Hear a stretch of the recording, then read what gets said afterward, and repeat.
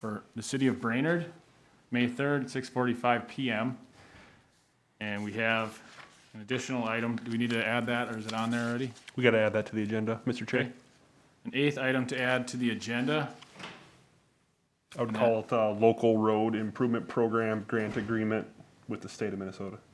Local Road Improvement Program Grant Agreement. Item number 8. Okay, do we need to do a roll call? That's probably not a bad idea. Yep. O'Day, Here. Pritchett, Here. and Erickson. All right. Item number 1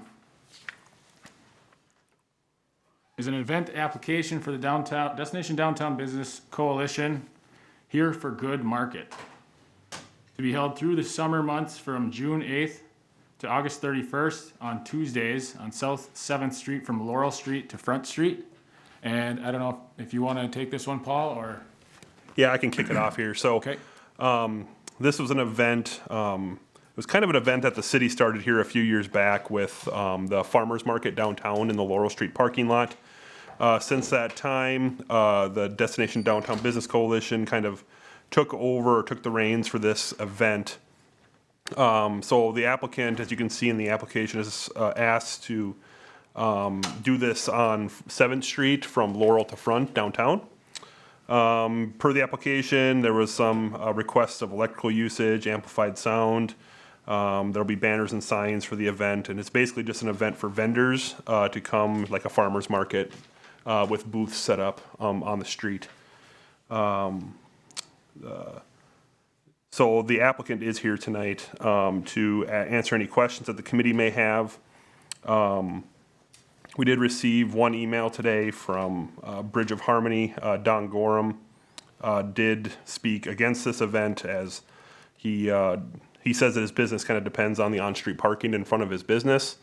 And but I think the applicant also had a conversation with him today, so they might be able to answer some more of those questions on that. Some of the comments from just department heads are kind of seen listed in the department sign-off report, which basically Brainerd Public Utilities just kind of said that they usually just coordinate the power needs with the applicant or the signee on the permit. For traffic control, we just asked that they coordinate that with the street department. I would say that with this, if we were to close the street like that, we would just leave the traffic control down there and find a spot to put it and then just pull it out so we don't have to keep bringing it back every week. That's what we did for the farmer's market downtown. We just left it out there. It was actually in Ed Mink's building at the time, and we pulled it out and back and forth. The police department, police chief Mike Bessel kind of asked the reasons why we're not having it in the parking lot. He sees some issues with potentially towing that many vehicles off of 7th Street.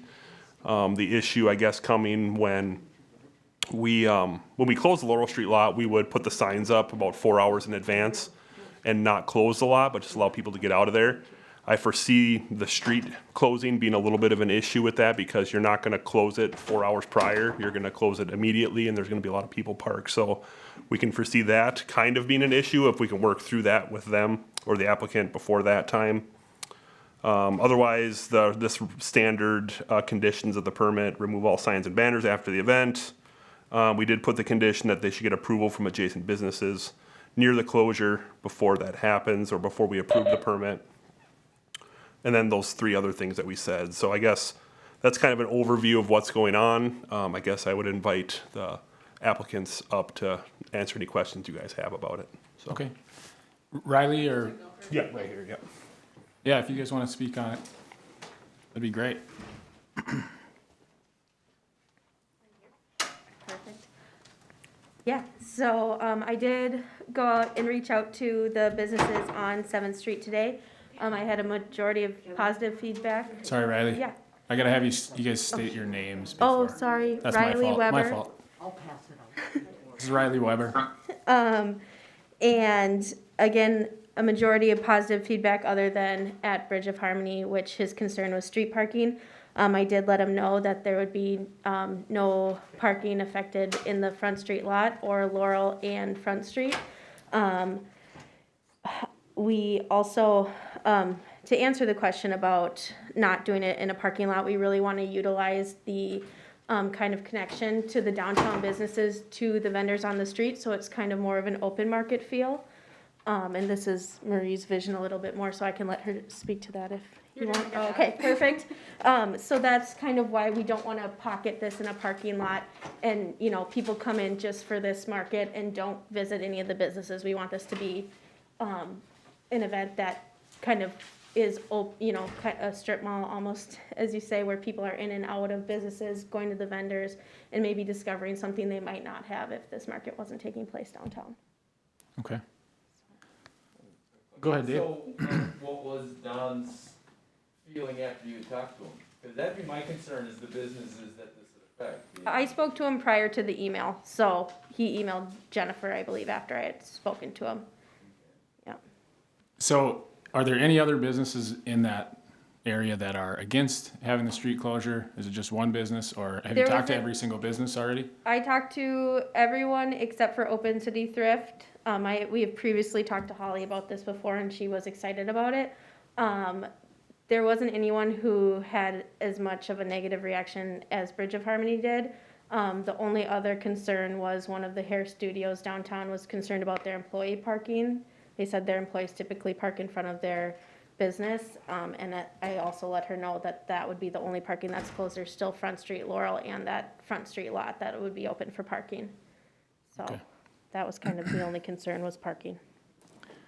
Okay. The one concern, let's see if Ted has. Yeah, Tad, do you have anything to say? I see you just joined us. We're talking about the downtown event for Tuesdays this summer, closing of 7th Street. Yeah, thank you, Mr. Chair. Sorry I was late, but I'm able to join. I guess the only couple questions I had is, sounds like you've already addressed it, is done reaching out. Sounds like you've done some extensive work gathering that input, and perhaps there's only one negative response. The other question I had is about the restrooms. Application was none provided, and if that was, I guess, an issue with that, but am I right? Did I get that correctly? That there was just one business that was really had some concerns? One that was strongly against initially, but we're not sure if they still are. It sounds like, correct? It sounds like he is, yeah, It sounds- because I she think- talked to him prior to the email Yeah. going out. Okay. I think he's probably still against it. Okay. I guess my concern would be that if somebody doesn't want their parking taken away, it's kind of a concern. It's a tough decision because I want to see the event happen. And I think it being in the summer, people can walk a little further. If it's in the winter and you shut down your parking right in front of your building, it's pretty important. I guess since it's every single Tuesday, that's what makes it really tough. But did you ever think about maybe rotating, going 7th Street from Laurel to Front, and then maybe the next week do another block?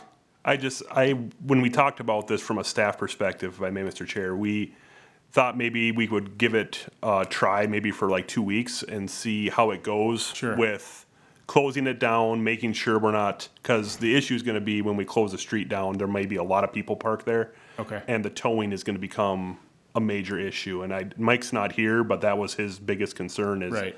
you know, when we closed off the Laurel Street lot, there was hard enough time getting people out of there. It's a free parking area, but there was a hard enough time getting people moved out of that area every week for the farmer's market. Yeah. This has a lot more spaces and a lot more utilized spaces in front of those businesses that, obviously, if we get the word out that there's no parking on that street during certain times, hopefully people respect that. And when we close the street down, there isn't any, would be the best case scenario. But Yeah. there's always going to be a few stragglers, especially in front of the lofts, which is a heavily utilized. There's a lot of people that park on street from Dave Peringer's building, Yep. and in the front and 7th lot that take up that parking. So those are the concerns, I guess, that we had. But you know, from a staff perspective, I think we try it. Yeah. I like Give that it a idea. 1 or 2 week trial period, and then see if it's a complete disaster downtown, then we have to really relook at it. Right. But if it goes really well, which, you know, I hope it does, then we can continue. Well, the moving idea on. is to get foot traffic downtown. We had the same thing with Street Fest every year that I was involved with the JCs with that. And the idea was to get people downtown. So if businesses will embrace that, especially in the summer months when more people are moving out to cabins and going on the lakes and we need more people downtown, I think this is one of those events that can help cater to that. So go ahead, Dave. That kind of touched on my concern. I don't think I could, I think it's a great idea, and I love everything you're doing, but, like doing it, approving it for June until, I'm on. Okay. Improving it from June until August, I think would be a little bit much. What Engineer Sandy was talking about, like a 2-week trial would be good, because we also have to consider the residents who live downtown also. Right. So, I think moving forward with the application, on a 2-week trial basis, just to see how it goes, is the smartest start for this one. And hopefully it continues. Go ahead, Marie. If I could speak, this is Marie Kirsch, I'm on the DDBC board. I would maybe ask for a little bit longer than 2 weeks, because it might, I just know I participated in the Laurel Market when the city was running it, and there were sometimes cars there, even into the summer. Sure. So I think it might take a little, we understand that there's gonna be Yeah. a learning curve Sure. for that, but I just would wanna give us a little bit more than 2 weeks, Sure. to And kind of get people in the we're here rhythm to of it. discuss that, so that's a strong point. So what if we just started with the month of June? Tuesdays in the month of June. That gives you at least 3. well, Yeah, go ahead. I still kind of like the 2-week idea, just because if it does go sideways, it's not going to go sideways for a month. And, we know we're going to have some hiccups. We're not expecting it to come back and go, hey, everything was perfect. Right. The other thing that worries me, every time you do this, there are some unforeseen effects, like we didn't think about X, or we didn't think about this group of people. And I think the one thing to take comfort in is that we support the idea. We want to make this work, but we don't want to make this work at the expense of possibly businesses or residents, and we want to see what the impact is on them. So I hope that kind of clarifies. Yeah. It's not like comes back and we got one person complaining, or we had to tow Yeah. a car and it's shut down. That's not what we're looking at. Yeah. I think he makes a point Mr. too. Chair? Yeah, go ahead, Tad. Well, yeah, I'll reiterate.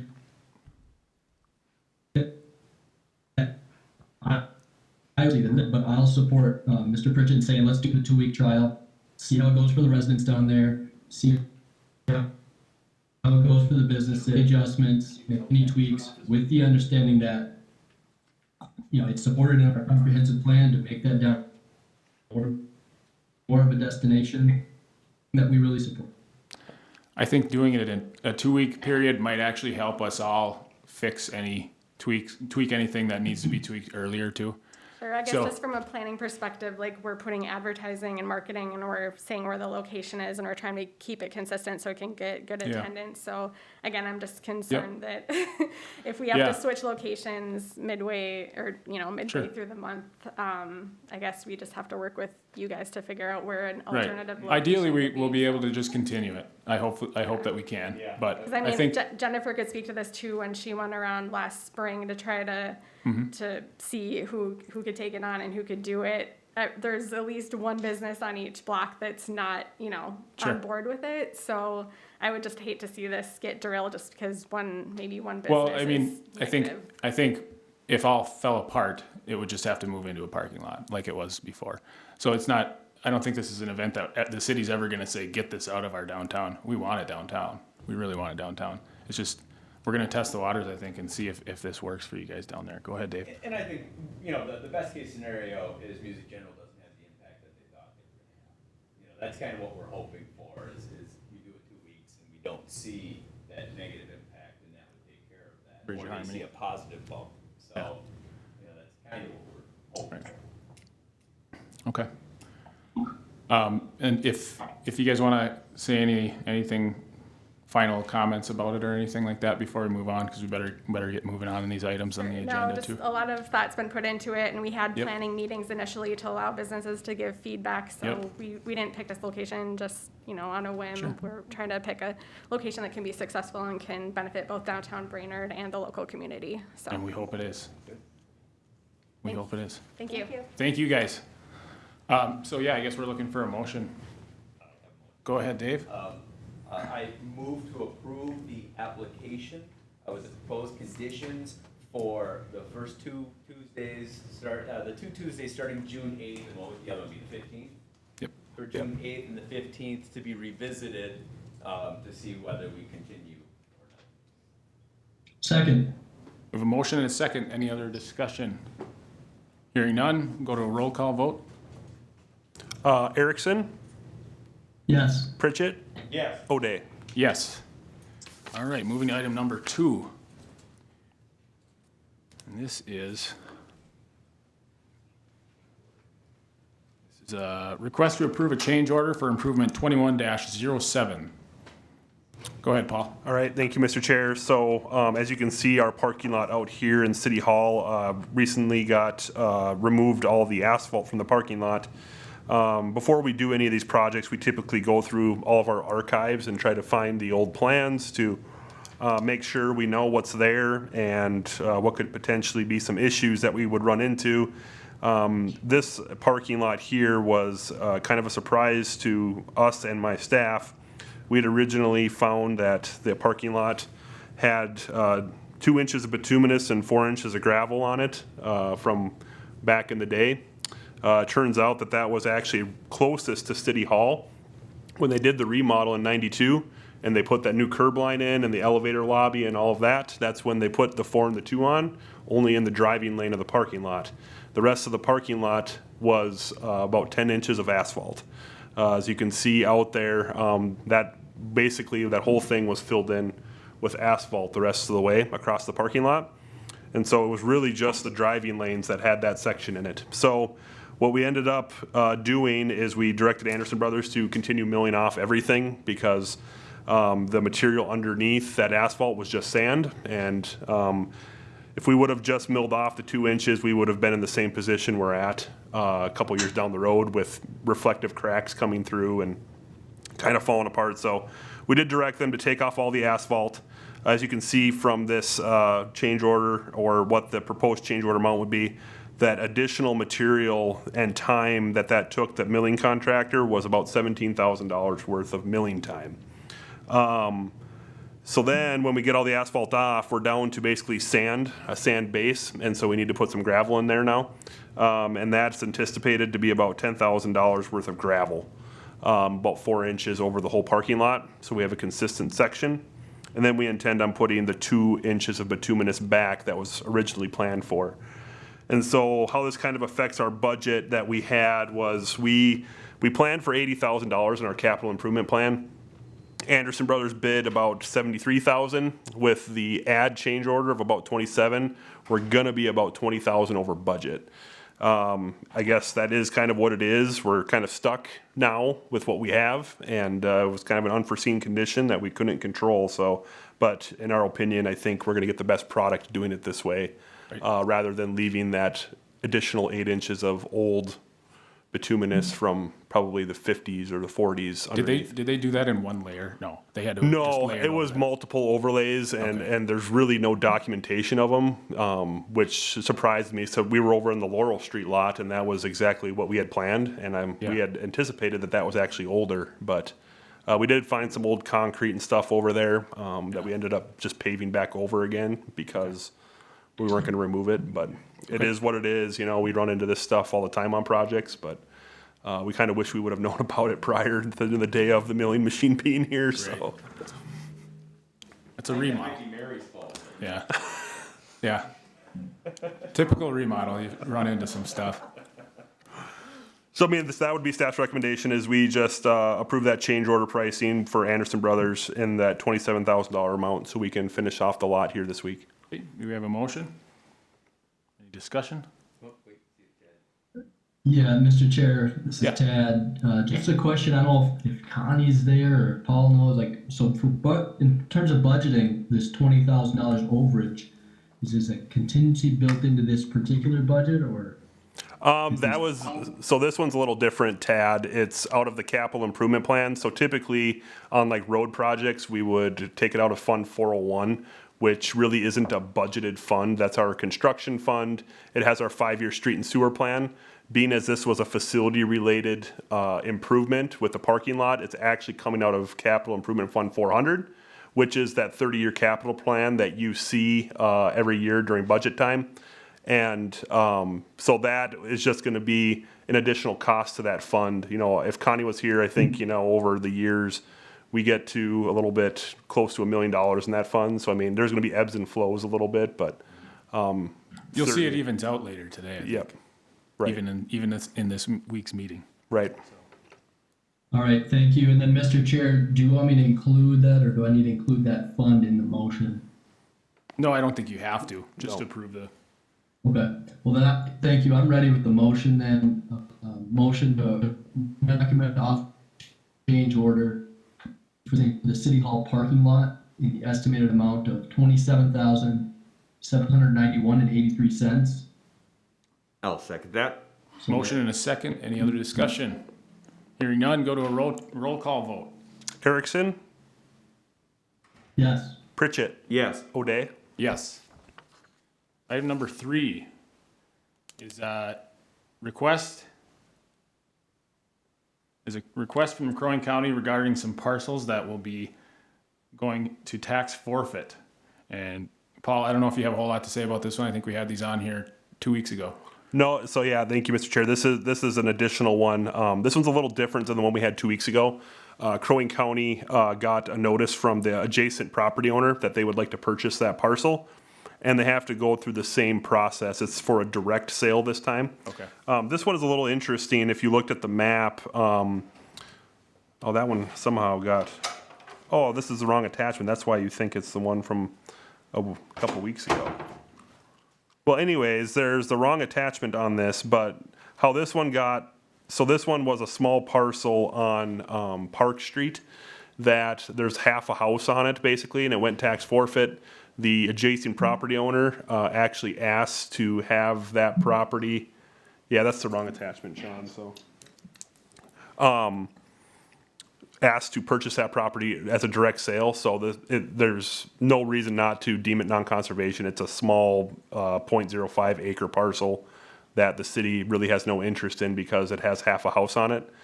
We did ask the city attorney kind of what the process was, because actually the other half of the house is sitting on city property. And so it's a very interesting situation, being that this would be the first step anyways. We would never really say that we're going to hold this in conservation to purchase it at some point in the future. But then David's gonna work on, with the county, figuring out how that happened with the city parcel and try to get that resolved. So this one would just be the approval of that direct sale to that property owner that owns that home on that little triangle parcel. And then from there, we would work with the county to get that sorted out, to make Okay. sure that they own the property that their home is on. Gotcha. Anything, Dave? Nothing. Just Tad? a motion. Okay, go ahead. All right. I move that we classify the attached parcels as non-conservation, so Crow Wing County may offer the parcels on their land sale brochures. Second. Motion and second. Any other discussion? Hearing none. We'll move to a roll call vote. Erickson, Yes. Pritchett, Yes. O'Day. Yes. This is item number 4, I believe. Request to approve testing services contract improvement 19-01. Go ahead, Paul, if you want to explain that. Thank you, Mr. Chair. So, as part of all of our construction projects, we usually hire a materials testing firm to do aggregate sampling and testing, and concrete sampling and testing, asphalt, all of that. With state aid projects especially, we have what's called the materials control schedule, and it's basically, it has all the testing requirements to be able to use state funds on a project. And so that is what this project is. And so on local projects, we usually don't have as heavy of a testing regimen because it costs money to do so, and we just spot check every once in a while the materials that the contractor brings on site. On these state projects, we have to go through the testing protocols that the state requires in that materials control schedule. That's what Braun Intertech's proposal is for testing and reporting per the schedule of materials control. These guys have done most of our testing work here ever since I've been here, and I think long into the past. They do a very, very good job for us. They're very responsive when we have items pop up that day that need testing. And they do a very good job at the end of reporting for us. So staff is recommending that we approve that materials testing contract with Braun Intertech for the amount of $34,040.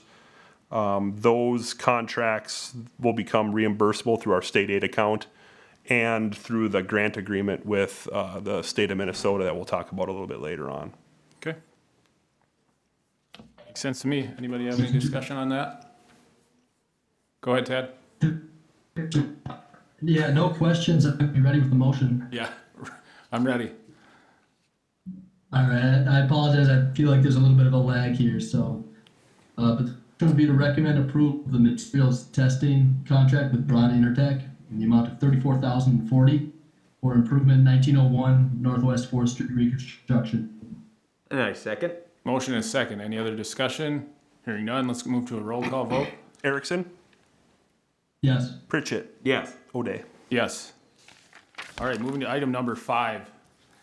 We have a resolution request to support one watershed, one plan efforts. And Paul, I think this is yours too? Yep. So this is a resolution that's just in support of an effort that city staff have already been included on in multiple meetings. Brainerd is the largest city in the Brainerd, Mississippi watershed that this effort's taking place. It's basically Soil and Water Conservation District and the Board of Soil and Water Resources are joining together with the counties and some of the larger cities to create this plan.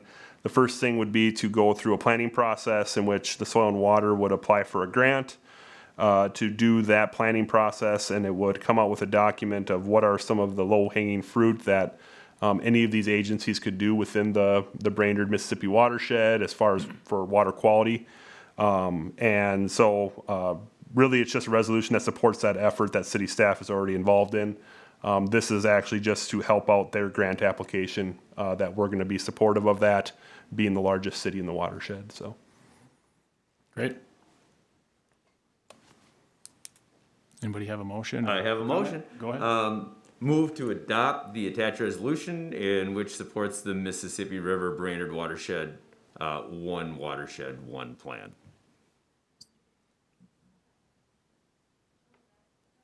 Did we lose Tad?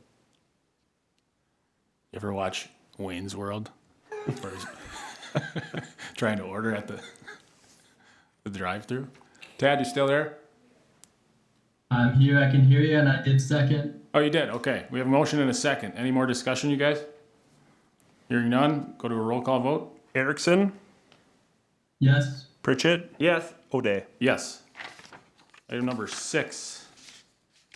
We have a resolution accepting quote, improvement 19-19 Northwest 3rd and Jackson Street. Yes, thank you, Mr. Chair. So this was some good news. We received quotes from 2 companies for Northwest 3rd Street and Jackson Street, which is right adjacent to our Northwest 4th Street project. Anderson Brothers, who is working right next door on 4th Street, and J.R. Furchie both bid on this. You can see Anderson Brothers was the low bid by a substantial amount, about 9% under our engineer's estimate, which is good news. I have a feeling that most of that is due to them being right there and already doing the work on 4th.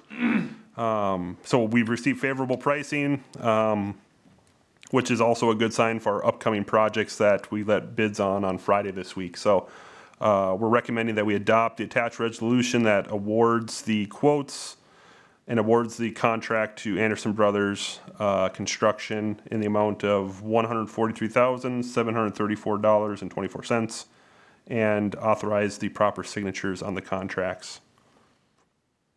So there's part of our savings. Okay, great.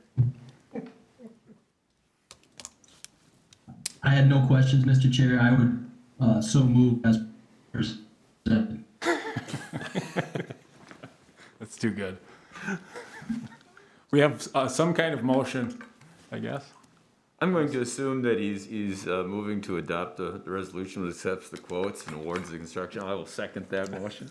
We have a motion and a second to accept the quote from Anderson Brothers in the amount of $143,734.24, authorizing proper signatures on the contract documents for improvement 19-19. Any other discussion? Hearing none, roll call vote.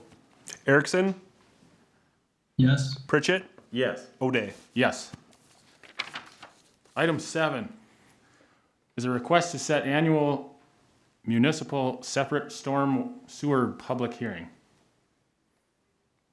That's correct. Okay, yeah, go ahead, So Paul. this is everyone's favorite time of the year where engineering staff sits in front of you guys and presents out on the storm sewer system. It's a requirement of our MS4 permit, which is municipal separate storm sewer system. We have a permit through the MPCA. We're required to do public input, public feedback as part of that permit. This year will be a little different. As you know, we've been going through a permit renewal process with the MPCA. And that public hearing will have a big update on how that's going.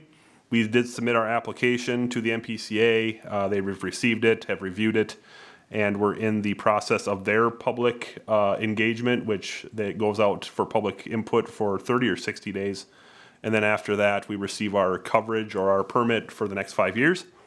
And then there's a whole bunch of additional things we have to do in the next 12 months to update our stormwater pollution prevention plan. So really gripping, interesting stuff. I know you're all really looking forward to it. Yes. But this is just setting the public hearing for May 17th, 2021 during the council meeting. Makes sense to me. Go ahead, Dave.